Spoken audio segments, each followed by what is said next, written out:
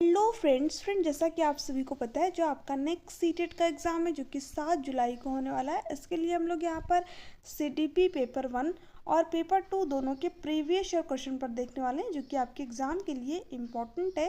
तो चलिए देखते हैं आज के क्वेश्चन। यहाँ पर आपका फर्स्ट क्वेश्चन है, विकास का सिर पदाभिमुख दिशा सिद्धांत व्याख्या करता है कि विकास इस प्रकार आगे बढ़ता है। ठीक है, देखिए यहाँ पर विकास के सेफलोकॉटल सिद्धांत की बात हुई है, यानी सिर पदाभिमुख दिशा सिद्धांत की बात हुई है। तो नाम से ही पता चल रहा है सिर पदाभिमुख। ठीक है, इसका मतलब क्या हो गया, जो हमारा डेवलपमेंट है वो कैसे होता है, सिर से पैर की तरफ होता है ना। यही आपके विकास का सेफलोकॉटल का सिद्धांत कहता है। तो यहाँ पर आपका सेकंड ऑप्शन राइट आंसर हो जाएगा, सिर से पैर की ओर। ठीक है, भिन्नों से एकीकृत कार्यों की ओर, ये आपका यहाँ पर नहीं होगा। ठीक है, बाकी का ऑप्शन आपके यहाँ पर गलत है, यहाँ पर सेकंड ऑप्शन जो है राइट आंसर हो जाएगा। नेक्स्ट है, भाषा विकास के लिए सबसे संवेदनशील समय निम्नलिखित में से कौन सा है। ठीक है, अब देखिए जो भाषा विकास के लिए सबसे सेंसिटिव पीरियड होता है, सबसे संवेदनशील काल होता है, वो क्या होता है, प्रारंभिक बचपन। ठीक है, यानी जो 2 से 6 साल तक की अवधि है, जो पूर्व बाल्यावस्था होती है। ठीक है, अर्ली चाइल्डहुड की जो अवस्था होती है वो क्या होती है, भाषा विकास के लिए सबसे संवेदनशील पीरियड होता है। इसमें बच्चे का जो भाषाई विकास है वो बहुत ही तीव्र गति से होता है ना। तो आपका यहाँ पर थर्ड ऑप्शन राइट आंसर हो जाएगा, प्रारंभिक बचपन का समय, क्योंकि इसमें बच्चा कितने साल का होता है, 2 से 6 साल तक का। और मध्य बचपन में जो बच्चा होगा कितने साल का होगा, 7 से 12 साल का होगा। तो इसलिए ये यहाँ पर नहीं होगा। वयस्कता अवस्था तो आप सभी को पता ही है। ठीक है, उसके बाद में जन्म पूर्व का समय, ये भी कहना आपका यहाँ पर गलत है। सबसे सेंसिटिव पीरियड कौन सा होता है, 2 से 6 साल का पीरियड। ठीक है, इंपॉर्टेंट है, ध्यान रखिएगा, कई बार आपके एग्जाम में पूछा हुआ है। नेक्स्ट है, अब देखिए यहाँ पर क्या दे रखा है, एक 6 वर्ष की लड़की खेल कूद में असाधारण योग्यता का प्रदर्शन करती है, उसके माता पिता दोनों ही खिलाड़ी हैं, उसे नृत्य प्रशिक्षण प्राप्त करने भेजते हैं, सप्ताह में उसे प्रशिक्षण देते हैं। बहुत संभव है कि उसकी क्षमताएं के दोनों के बीच परस्पर प्रतिक्रिया का परिणाम होगी। देखिए अब जो बच्ची है, ठीक है, उसके माता पिता दोनों क्या है, खिलाड़ी हैं, यानी उसको क्या मिली, हेरिडिटी, आनुवंशिकता अच्छी मिली। साथ ही साथ जो है उसके माता पिता क्या कर रहे हैं, उसको नृत्य जो है प्रशिक्षण प्राप्त करने के लिए भेज रहे हैं, यानी उसको हेरिडिटी तो अच्छी मिली, साथ ही साथ उसको उस बच्ची को जो है इन्वायरमेंट भी अच्छा प्रोवाइड कर रहे हैं उसके माता पिता। ठीक है, तो हम जो है किसके प्रोडक्ट होते हैं, अपने हेरिडिटी और इन्वायरमेंट के। ठीक है, अपने आनुवंशिकता और वातावरण के गुणनफल होते हैं। अब एक बच्ची को उसकी आनुवंशिकता भी बढ़िया मिल गई और उसकी जो है इन्वायरमेंट, जो वातावरण है वो भी एक अच्छा मिल गया, तो बच्ची क्या होगी, बच्ची के अंदर जो क्षमता है वो बहुत ही अच्छी डेवलप होने की जो संभावना है वो बढ़ जाएगी। ठीक है, बच्ची जो है गिफ्टेड चाइल्ड हो सकती है एक तरीके से। तो यहाँ पर क्या होगा, आनुवंशिकता और पर्यावरण का जो है परिणाम होगी। तो फोर्थ ऑप्शन राइट आंसर हो जाएगा, क्योंकि उसको हेरिडिटी भी अच्छी मिली है और जो वातावरण है, जो इन्वायरमेंट है वो भी अच्छा मिल गया है। ठीक है, नेक्स्ट है आपका यहाँ पर, निम्नलिखित में से कौन से समाजीकरण के गौड़वाहक हो सकते हैं। देखिए जो समाजीकरण होता है, ठीक है, इसके बेसिकली 2 कारक होते हैं, ध्यान में रखिएगा, कई बार आपके एग्जाम में पूछा हुआ है। एक होता है आपका प्राथमिक कारक और एक होता है आपका द्वितीयक कारक। ठीक है, अब देखिए प्राथमिक कारक के अंदर क्या आता है, हमारा परिवार। ठीक है, क्योंकि बच्ची की जो सामाजिकरण की प्रक्रिया वो कहाँ से स्टार्ट होती है, उसके परिवार से। बच्चा अपने परिवार में जन्म लेता है, अपने माता पिता के साथ में बातचीत करता है, इंटरेक्ट करता है अपने भाई बहन के साथ में, या फिर जो भी परिवार के सदस्य होते हैं, है ना। तो वहाँ से बच्चे की सामाजिकरण की प्रक्रिया स्टार्ट होती है। ठीक है, उसके बाद जो है बच्चा अपने विद्यालय में जाता है, वहाँ से उसका सामाजिकरण होता है, अपने दोस्तों से बातचीत करता है, ठीक है, टीचर से बातचीत करता है। ठीक है, बच्चे का समाज में सामाजिकरण होता है।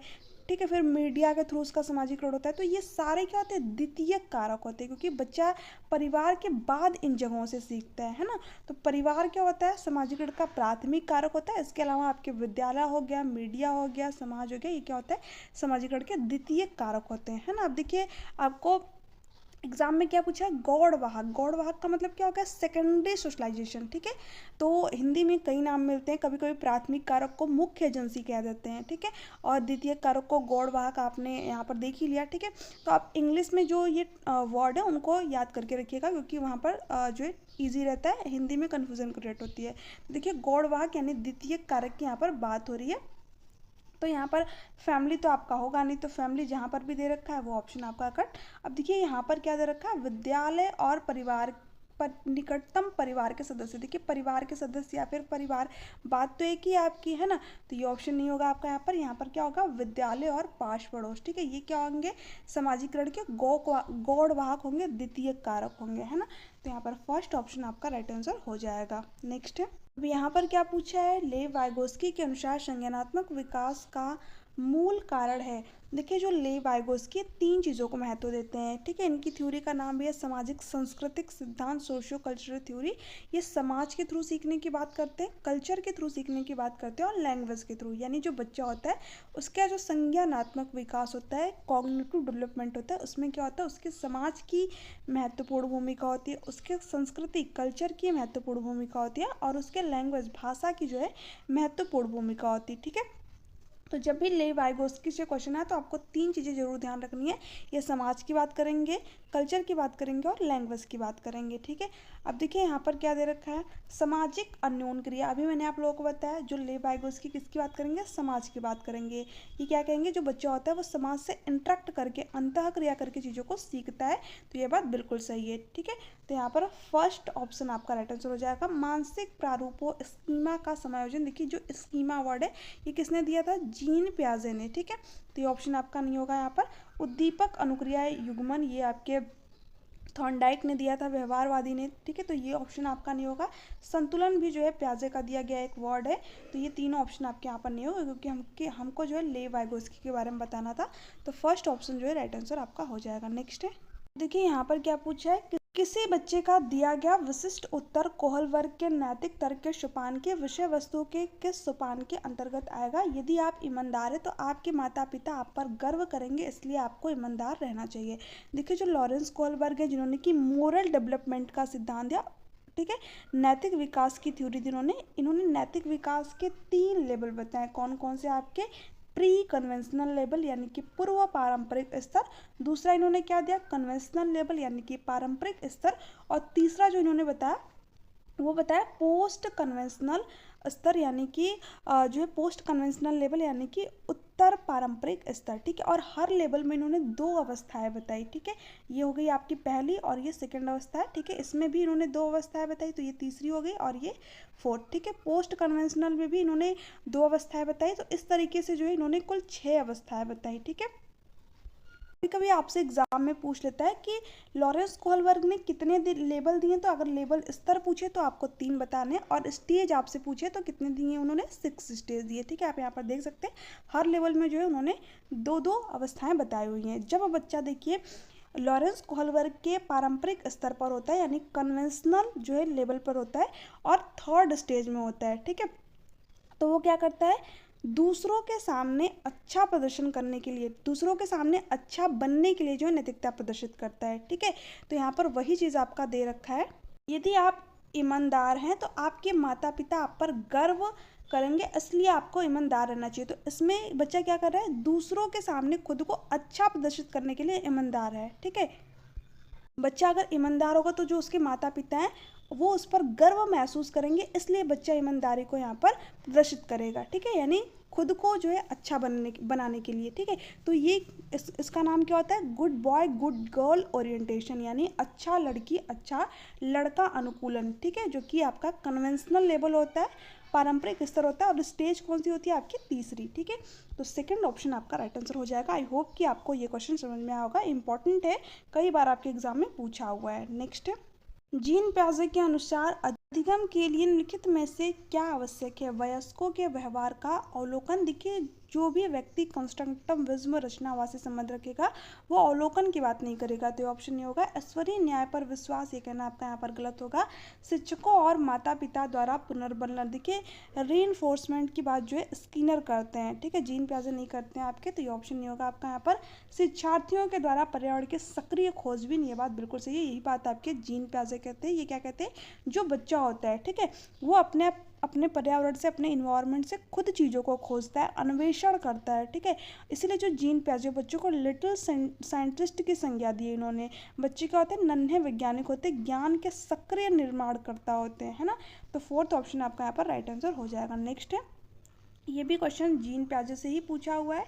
देखिए क्या दिया हुआ है यहाँ पर, जीन प्याजे के अनुसार प्रारूप स्कीमा निर्माण वर्तमान योजनाओं के अनुरूप बनाने हेतु नवीन जानकारी में संशोधन और नवीन जानकारी के आधार पर पुरानी योजनाओं में संशोधन के परिणाम के रूप में घटित होता है। इन दो प्रक्रियाओं को जाना जाता है। ठीक है, कि जो जीन प्याजे इन्होंने स्कीमा दिया हुआ है। स्कीमा क्या होता है आपका, जैसे कि आप अपने अलमारी में कपड़ों को व्यवस्थित तरीके से रखते हैं कि इसमें आपका शर्ट होगा, इसमें आपका पैंट होगा, इसमें आपकी बाकी की चीज़ें होंगी, है ना। उसी तरह हमारे माइंड में क्या होता है, स्कीमा होता है, एक प्रारूप होता है ज्ञान की संरचनाओं का। ठीक है, जिसमें कि सारी चीज़ें एक ऑर्गेनाइज वे में, संगठित वे में व्यवस्थित रहती हैं। ठीक है, तो इसी को जो है जीन प्याजे स्कीमा का नाम दिया है। अब देखिए जो हमारी स्कीमा होती है, ठीक है, जब हम इसमें कोई चीज़ जस्ट ऐड कर लेते हैं, ठीक है, जस्ट ऐड कर लिया हमने, तो वहाँ पर क्या होता है, असिमिलेशन, आप इसको समावेशन कह लीजिए, आत्मसात करना कह लीजिए। ठीक है, हिंदी में कई नाम मिलेंगे, इंग्लिश में सिंपल सा वर्ड है असिमिलेशन। ठीक है, जब आप कोई चीज़ ऐड कर रहे हैं तो वहाँ पर क्या होगा आपका असिमिलेशन। ठीक है, और एक चीज़ और होती है आपकी, ठीक है, जब हम कोई चीज़ ऐड तो कर रहे हैं बट कैसे, मॉडिफिकेशन के साथ में, चेंज के साथ में, संशोधन के साथ में। ठीक है, तो वहाँ पर आपका क्या होगा, अकोमोडेशन, समायोजन। ठीक है, मोस्ट इंपॉर्टेंट पॉइंट है, ध्यान रखिएगा, जब हम अपनी मौजूदा स्कीमा में कोई चीज़ ऐड करते हैं, जस्ट ऐड कर लिया, ठीक है, जोड़ लिया, तो वहाँ पर होता है आपका असिमिलेशन, समावेशन। ठीक है, और जब हम अपनी मौजूदा स्कीमा में कोई चीज़ मॉडिफिकेशन के साथ में, चेंज के साथ में, यानी कि परिवर्तन के साथ में, संशोधन के साथ में ऐड करते हैं, तो वहाँ पर क्या होता है आपका अकोमोडेशन, समायोजन। ठीक है, तो ध्यान में रखिएगा, कई बार आपके एग्जाम में ये क्वेश्चन पूछा हुआ है, बहुत ही इंपॉर्टेंट पॉइंट है। तो देखिए इन्हीं दोनों का जो है यहाँ पर परिणाम पूछा हुआ है, तो इनको क्या कहा जाता है, समावेशन यानी कि असिमिलेशन। ठीक है, और क्या होता है, समायोजन के रूप में। ठीक है, तो आपका यहाँ पर थर्ड ऑप्शन राइट आंसर हो जाएगा। प्लीज़ इनके जो वर्ड है इंग्लिश में याद रखिएगा, नहीं तो हिंदी में आपको कन्फ्यूजन क्रिएट होगी। कभी कभी क्या करेगा, समावेशन की जगह आपको आत्मसात करना दे देगा। ठीक है, आत्मसातीकरण दे देगा, तो वहाँ पर आपके माइंड में कन्फ्यूजन क्रिएट होगी कि ये वर्ड तो मैंने पढ़ा ही नहीं है। तो इंग्लिश में आप देखेंगे तो वहाँ पर सिंपल सा वर्ड लिखा होगा असिमिलेशन। ठीक है, असिमिलेशन, और इसका समायोजन का मतलब क्या होता है आपका अकोमोडेशन। ठीक है, तो इंग्लिश में ही याद करिएगा, मेरी आप सभी से रिक्वेस्ट है, क्योंकि हिंदी में आपको कन्फ्यूजन क्रिएट होगी। तो यहाँ पर आपका थर्ड ऑप्शन करेक्ट है। नेक्स्ट है, अब देखिए क्या पूछा हुआ है यहाँ पर, किसी प्रगतिशील कक्षा की व्यवस्था में शिक्षक एक ऐसे वातावरण को उपलब्ध कराकर अधिगम को सुगम बनाता है जो नियामक है, समावेशन को हतोत्साहित करता है। देखिए कभी भी जो प्रोग्रेसिव क्लासरूम है ये समावेशन को हतोत्साहित नहीं करेगी, क्या करेगी, प्रोत्साहित करेगी, क्योंकि जो समावेशी शिक्षा है सभी प्रकार के बच्चों को अपने अंदर इंक्लूड करने की बात करती है और एज ए नीड एजुकेशन देने की बात करती है ना। तो ये ऑप्शन तो आपका नहीं होगा यहाँ पर। आवृत्ति को बढ़ावा देना यानी कहीं ना कहीं दोहराव, ठीक है, रटन पद्धति को बढ़ावा देना। तो जो भी प्रोग्रेसिव क्लासरूम आपकी हो गई, बाल केंद्र शिक्षा आपकी हो गई, जीन प्याजे होंगे, वाइगोस्की हो गए, ये लोग कभी भी रोट मेमोराइजेशन को बढ़ावा देने की बात नहीं करेंगे, क्योंकि इनका संबंध किससे, रचनावाद से है। ठीक है, जो भी चीज़ कंस्ट्रक्टिव रचनावाद से संबंधित होगी तो वो कभी भी रोट मेमोराइजेशन को बढ़ावा देने की बात नहीं करेगी।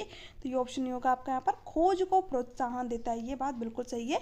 यहाँ पर आपका फोर्थ ऑप्शन जो है राइट आंसर हो जाएगा। जो प्रोग्रेसिव क्लासरूम होती है, प्रगतिशील शिक्षा होती है, वो क्या कहती है कि हमें बच्चों को अन्वेषण करने के अवसर देने चाहिए, अपॉर्चुनिटी देनी चाहिए, क्योंकि बच्चा खुद चीज़ों को खोजता है और सीखता है। ठीक है, बच्चों को क्या करना चाहिए, ज़्यादा से ज़्यादा सक्रिय रखना चाहिए, एक्टिव रखना चाहिए। ठीक है, तो फोर्थ ऑप्शन आपका यहाँ पर राइट है, नियामक नहीं होता है। ये तीनों ऑप्शन आपके यहाँ पर गलत है, यहाँ पर फोर्थ ऑप्शन करेक्ट। नेक्स्ट है, हार्वर्ड गार्डनर का बहुबुद्धि सिद्धांत सुझाया कि देखिए जो आज की आपकी क्लास है इसमें मैंने कई सारे इंपॉर्टेंट क्वेश्चन लिए हुए हैं, जहाँ से कि आपके एग्जाम में डेफिनेटली क्वेश्चन आपको देखने को मिलते हैं, जैसे कि जीन प्याजे होंगे, लॉरेंस कोहलबर्ग होंगे, ले वाइगोस्की हो गए, हार्वर्ड गार्डनर हो गए। ठीक है, और प्रोग्रेसिव क्लासरूम आपकी होगी। तो कई सारे इंपॉर्टेंट क्वेश्चन है जो कि आज की इस क्लास में मैंने लिया हुआ है। तो आज की क्लास जो है मोस्ट इंपॉर्टेंट है। देखिए यहाँ पर क्या दे रखा है, बुद्धि को केवल बुद्धि लब्धि IQ परीक्षा से ही निर्धारित किया जा सकता है, ये आपकी बिल्कुल गलत बात है। ठीक है, बुद्धि को हम केवल IQ से निर्धारित नहीं कर सकते। ठीक है, तो ये ऑप्शन नहीं होगा आपका यहाँ पर। शिक्षक को चाहिए कि विषय वस्तु को वैकल्पिक विधियों से पढ़ाने के लिए बहुविधि को एक रूपरेखा की तरह ग्रहण करे। ये बात जो है बिल्कुल सही है आपकी यहाँ पर, ठीक है, क्योंकि देखिए जो हार्वर्ड गार्डनर है इन्होंने मल्टीपल टाइप ऑफ इंटेलिजेंस दिया है, बहुबुद्धि का सिद्धांत है। ये क्या कहते हैं, जो बुद्धि होती है वो क्या होती है, कई प्रकार की होती है। अगर एनसीईआरटी की बात करें तो उसमें 8 टाइप जो है आपका गिवन है ना।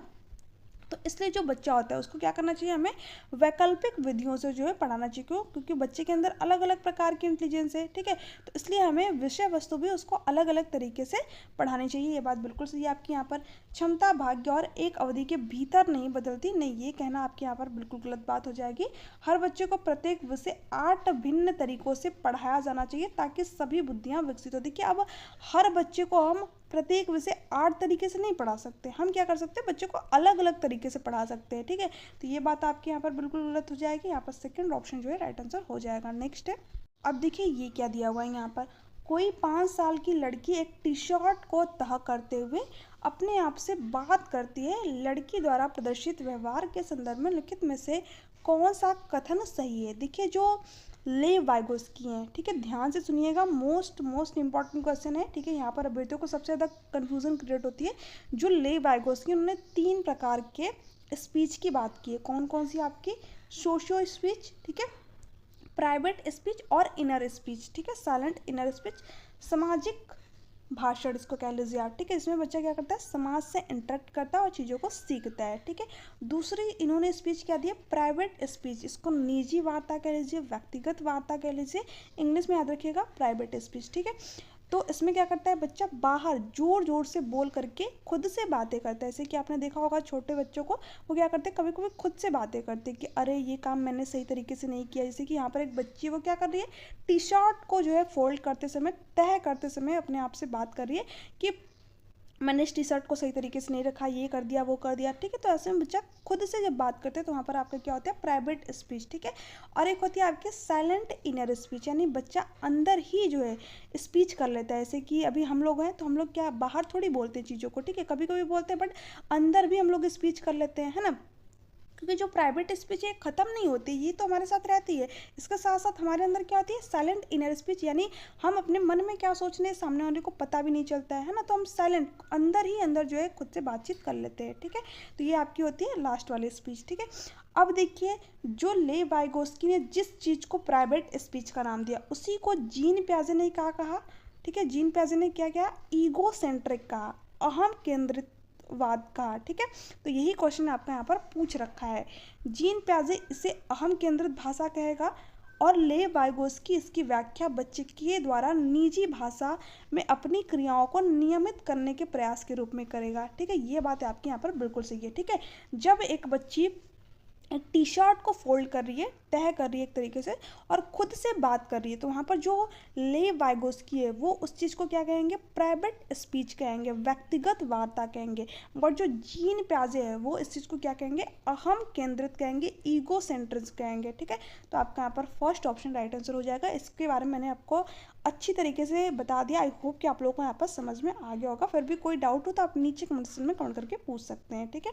जीन प्याजे इसकी व्याख्या सामाजिक अन्योन क्रिया के रूप में करेगा। देखिए जो जीन प्याजे वो समाज पे उतना इन्होंने फोकस नहीं किया, ठीक है, तो ये ऑप्शन नहीं होगा आपका यहाँ पर, ठीक है। ये कहना आपका यहाँ पर गलत हो जाएगा। जीन प्याजे और ले वाइगोस्की इसकी व्याख्या बच्चों के द्वारा अपनी माँ के अनुकरण के रूप में करेंगे। देखिए जो जीन प्याजे और ले वाइगोस्की तो अनुकरण की बात यहाँ पर करते ही नहीं है, तो ये ऑप्शन नहीं होगा। जीन प्याजे और ले वाइगोस्की इसकी व्याख्या बच्चे के विचारों की अहम केंद्रित प्रकृति के रूप में करेंगे। नहीं, जीन प्याजे तो अहम केंद्रित कहेंगे, बट ले वाइगोस्की जो है प्राइवेट स्पीच कहेंगे, निजी वार्ता कहेंगे। तो इसके अकॉर्डिंग आपका फर्स्ट ऑप्शन करेक्ट आंसर है, ठीक है। नेक्स्ट क्वेश्चन है, ले वाइगोस्की के समाज संरचना सिद्धांत में दृढ़ विश्वास रखने वाले शिक्षक के नाते अपने बच्चों के आकलन के लिए निम्नलिखित में से किस विधि को वरीयता देंगे। मानकीकृत परीक्षण नहीं, मानकीकृत का मतलब क्या होता है, फिक्स्ड, बिल्कुल हमने फिक्स्ड कर दिया। नहीं, हमें जो परीक्षण होना चाहिए, ठीक है, जो पाठ्यचर्या हमारी होनी चाहिए वो कैसी होनी चाहिए, फ्लेक्सिबल होनी चाहिए, लचीला होना चाहिए। तथ्यों पर आधारित प्रत्यास्मरण के प्रश्न, तो अभी मैंने आप लोगों को बताया था कुछ देर पहले कि जो भी व्यक्ति कंस्ट्रक्टम विज्म रचनावाद से संबंध रखेगा वो कभी भी रोट नरेशन की बात नहीं करेगा। तो यहाँ पर दे रखा है तथ्यों पर आधारित प्रत्यास्मरण, तो कहीं ना कहीं रोट नरेशन की बात हो रही है, तो ये ऑप्शन भी नहीं होगा। वस्तुपरक बहुविकल्पी प्रकार के प्रश्न नहीं, ये भी बात जो है आपके ले वाइगोस्की नहीं करते। किसकी बात करते हैं, ये समाज के थ्रू सीखने की बात करते हैं। तो किसकी बात करेंगे, सहयोगी प्रोजेक्ट की। तो फोर्थ ऑप्शन आपका यहाँ पर राइट आंसर हो जाएगा। नेक्स्ट है, अपनी कक्षा की व्यक्तिगत विभिन्नताओं से निपटने के लिए शिक्षिका को चाहिए कि बच्चों को उनके अंक के आधार पर अलग कर उनको नामित करें। देखिए, कभी भी बच्चों को अलग थलग सेग्रीगेशन उनका नहीं करना है। तो ये ऑप्शन नहीं होगा आपका यहाँ पर। बच्चों से बातचीत करें और उनके दृष्टिकोण को महत्व दें, ये कहना आपका यहाँ पर बिल्कुल सही है। ठीक है, जब हम बच्चों से बातचीत करते हैं, उनका जो दृष्टिकोण है उसको महत्व देते हैं, उनके देखने को नज़रिए को महत्व देते हैं, तो बच्चा क्या करता है, खुद को इम्पोर्टेंट महत्वपूर्ण समझता है और चीज़ों को अच्छी तरीके से सीखता है। ठीक है, क्योंकि देखिए जो बच्चा है उसके अंदर क्या है, इंडिविजुअल डिफरेंसेस है, व्यक्तिगत विभिन्नता है। तो प्रत्येक बच्चा जो है अलग अलग तरीके से चीज़ों को सोचता है। हो सकता है कोई बच्चा किसी एक तरीके से चीज़ों को सीखे और कोई बच्चा जो है अलग तरीके से उसी चीज़ को सीखे, है ना। तो ऐसे में प्रत्येक बच्चे को हमें महत्व देना चाहिए। ठीक है, ऐसा नहीं कि जो बच्चा जो है अच्छी तरीके से चीज़ों को सीख पाए, सिर्फ उस पर ही हमारा फोकस हो। नहीं, जो बच्चा नहीं सीख पा रहा है, क्यों नहीं सीख पा रहा है, इस चीज़ को भी हमें जो है देखना चाहिए और बच्चे की जो है प्रॉब्लम को दूर करना चाहिए। तो यहाँ पर आपका सेकेंड ऑप्शन करेक्ट है। विद्यार्थियों के लिए कठोर नियम को लागू करें। देखिए, जो नियम होना चाहिए वो कैसे होना चाहिए, लचीला होना चाहिए। ठीक है, बच्चे की ज़रूरत के अकॉर्डिंग अपने नियम में चेंज लाएं, कठोर नहीं होने चाहिए, रिगिड नहीं होने चाहिए। तो ये ऑप्शन नहीं होगा आपका यहाँ पर। शिक्षण और आकलन के समान और मानक तरीके हो। नहीं, जब बच्चे के अंदर इंडिविजुअल डिफरेंसेस, बच्चा अलग है तो हम कैसे एक तरीके से आकलन कर सकते हैं, बच्चे का आकलन भी क्या करेंगे, हम अलग अलग तरीके से करेंगे। ठीक है, तो फोर्थ ऑप्शन भी गलत है यहाँ पर, आपका सेकेंड ऑप्शन करेक्ट है। नेक्स्ट है, यहाँ पर क्या दे रखा है, आकलन उद्देश्यपूर्ण होता है यदि इससे विद्यार्थियों और शिक्षकों की प्रतिपुष्टि फीडबैक प्राप्त होता है। ये बात बिल्कुल सही है आपकी यहाँ पर। ठीक है, यह केवल एक बार वर्ष के अंत में हो। नहीं, जो आकलन होता है, बच्चों का असेसमेंट होता है, ये हमें क्या करना चाहिए, अधिगम के दौरान, लर्निंग के दौरान ही करना चाहिए। ठीक है, वर्ष के अंत में नहीं होना चाहिए। तो ये ऑप्शन नहीं होगा। विद्यार्थियों की उपलब्धि में अंतर करने के लिए तुलनात्मक मूल्यांकन किया जाए। नहीं, हमें बच्चों में कंपटीशन, प्रतिस्पर्धा नहीं करानी है। ठीक है, अंतर नहीं करना है उनकी उपलब्धियों में। तो ये ऑप्शन नहीं होगा आपका। विद्यार्थियों में भय और तनाव का संचार, और नहीं, जो आकलन किया जाता है वो भय और संचार के लिए नहीं किया जाता है, बच्चा कितना सीख पाया। ठीक है, टीचर जो शिक्षक ने पढ़ाया, ठीक है, क्या बच्चों को समझ में आया या फिर नहीं आया। ठीक है, तो इससे पता चलता है कि अगर बच्चों को समझ में आया तब तो टीचर जो है अच्छी तरीके से चीज़ों को और भी बेहतर तरीके से उसी वे में पढ़ाएगा। ठीक है, अगर बच्चों को नहीं समझ में आ रहा तो टीचर क्या करेगा, यहाँ पर अलग तरीके से बच्चों को पढ़ाएगा। ठीक है, जो अपनी टीचिंग मेथड है उसमें चेंज लाएगा। ठीक है, तो इससे ये पता चलता है जो आकलन होता है वो बच्चे का इसलिए किया जाता है ताकि हमें पता चल सके कि बच्चा कितना सीख पाया, कहाँ पर उसके सीखने में कमी है, किस तरीके का जो है मेथड यूज़ करना है। तो इससे जो है इसलिए जो है बच्चे का आकलन किया जाता है। तो यहाँ पर आपका फर्स्ट ऑप्शन करेक्ट है। नेक्स्ट क्वेश्चन है, राष्ट्रीय पाठ्यचर्या की रूपरेखा एनसीएफ 2005 के अनुसार शिक्षक की भूमिका है। देखिए, जो राष्ट्रीय पाठ्यचर्या जो एनसीएफ है 2005, वो क्या कहता है, शिक्षक कैसा होना चाहिए, एज ए फैसिलिटेटर, सुविधादाता होना चाहिए। ठीक है, बच्चों को क्या करे, ज़रूरत पड़ने पर हेल्प करे। ऐसा नहीं कि उसके अंदर सिर्फ ज्ञान को भर दे, ज्ञान को थोप दे। नहीं, ज्ञान के लिए क्या करना चाहिए, बच्चे को अपॉर्चुनिटी प्रदान करे, अवसर प्रदान करे। ठीक है, सीखने के मौके दे, बच्चा खुद एक्टिविटी करके चीज़ों को सीखे। तो टीचर क्या होना चाहिए, एज ए सुविधादाता, एज ए फैसिलिटेटर होना चाहिए। ठीक है, अधिनायकवादी, अनुमति परक नहीं होना चाहिए, सत्तावादी तो बिल्कुल भी नहीं होना चाहिए, है ना। थर्ड ऑप्शन आपका करेक्ट है, यही आपकी एनसीएफ कहती है। देखिए, यहाँ पर क्या पूछा है, अनुसंधान सुझाते हैं कि एक विविध कक्षा में अपने विद्यार्थियों से शिक्षिका की अपेक्षाएं विद्यार्थियों के अधिगम। ठीक है, अब देखिए, एक जो शिक्षिका की अपेक्षाएं एक विद्यार्थी से होती है वो क्या करती है, उसके लर्निंग पर महत्वपूर्ण प्रभाव छोड़ती है। ठीक है, तो यहाँ पर दे रखा है का एकमात्र निर्धारक होती है, नहीं, के साथ संबंधित नहीं मानी जाती। ये भी कहना आपका यहाँ पर बिल्कुल गलत है, का कोई प्रभाव नहीं छोड़ती। नहीं, जो एक शिक्षिका की अपेक्षाएं होती है एक विद्यार्थी से, वो क्या करती है, उसके लर्निंग को इफेक्ट करती है, प्रभावित करती है और उस पर महत्वपूर्ण प्रभाव छोड़ती है। तो फोर्थ ऑप्शन आपका करेक्ट है। नेक्स्ट है, यहाँ पर क्या दे रखा है, विशेष आवश्यकता वाले बच्चों को शामिल करना जिनमें अक्षमता ना हो उन बच्चों के लिए हानिकारक है। देखिए, ये कहना आपका बिल्कुल गलत है। ठीक है, विशेष आवश्यकता वाले बच्चों को शामिल करना किसी बच्चे के लिए हानिकारक नहीं हो सकता, ठीक है, क्योंकि जो समावेशी शिक्षा है वो क्या कहती है, हम सभी बच्चों को इंक्लूड करके, समाहित करके एजुकेशन दें, ठीक है, एक ही नियमित विद्यालय में जो है हम सभी बच्चों को एजुकेशन प्रोवाइड करें। इसमें आपका जो है एक श्रवण बाधित छात्र भी हो सकता है, एक दृष्टि बाधित छात्र भी हो सकता है ना। तो सभी बच्चों को एजुकेशन देने की बात कौन करती है, आपकी इंक्लूसिव एजुकेशन करती है, ठीक है।